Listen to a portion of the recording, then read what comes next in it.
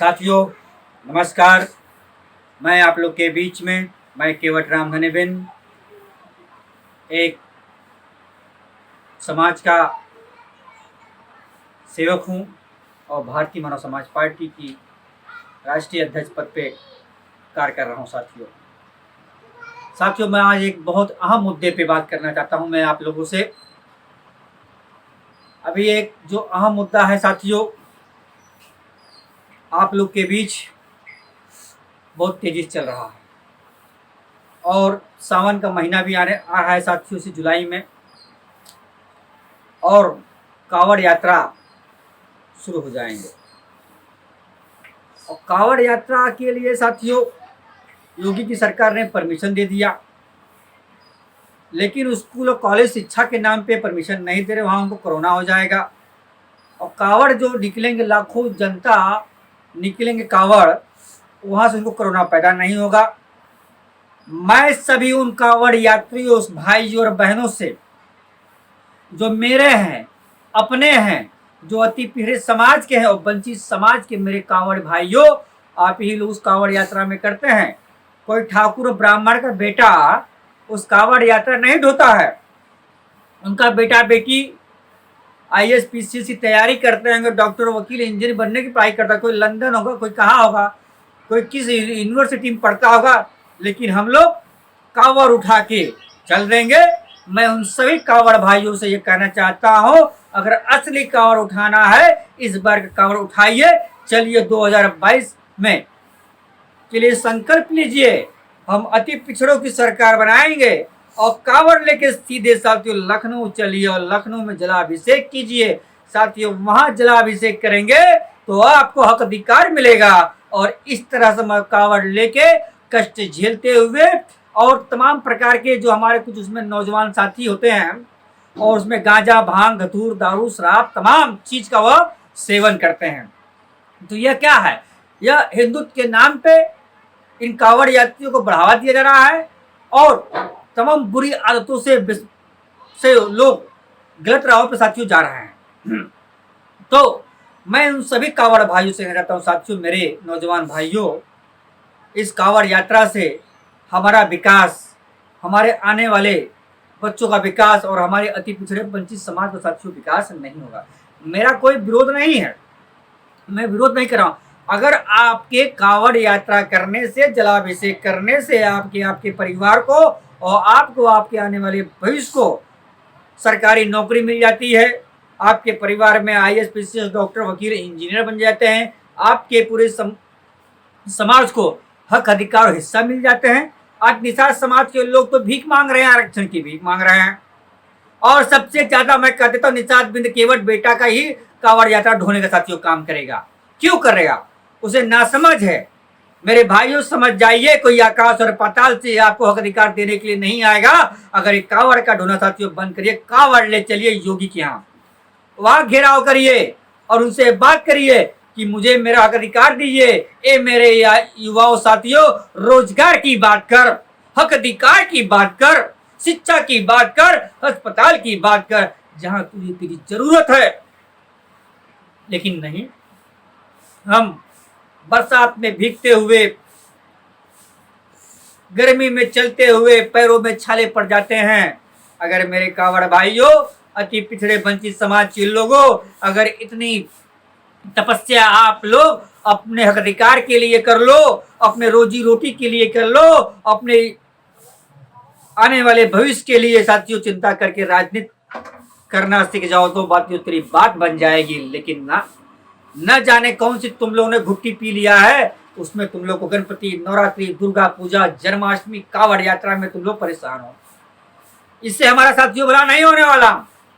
अब कोई अम्बेडकर पैदा नहीं होगा, न कांसीराम जी आएंगे, न ज्योतिबा फूले आएंगी, न महात्मा फूले जी आएंगी। लेकिन आप लोग को बनना होगा साथियों, हमें संकल्प लेना होगा।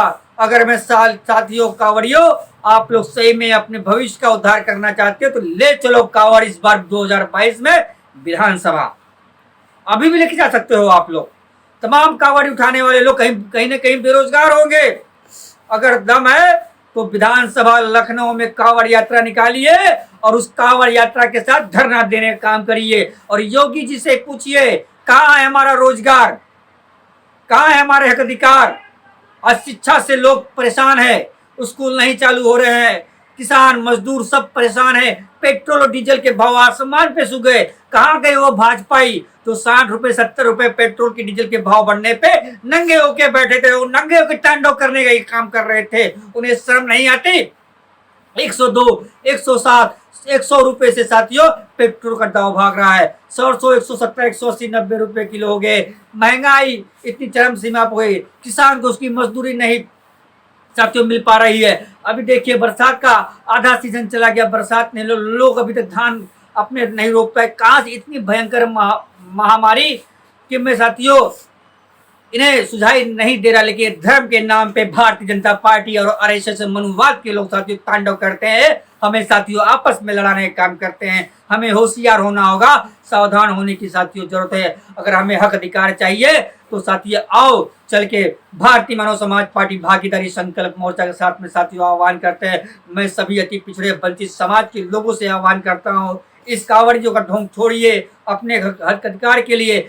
जिस तरह हरियाणा पंजाब के साथियों किसान भाई अपने हक अधिकार के लिए 7 महीना से साथियों दिल्ली में गर्मी चली गई, ठंडी चली गई, बरसात भी साथियों आ गई, लेकिन साथियों तट से मस नहीं साथियों होने काम कर रहे हैं।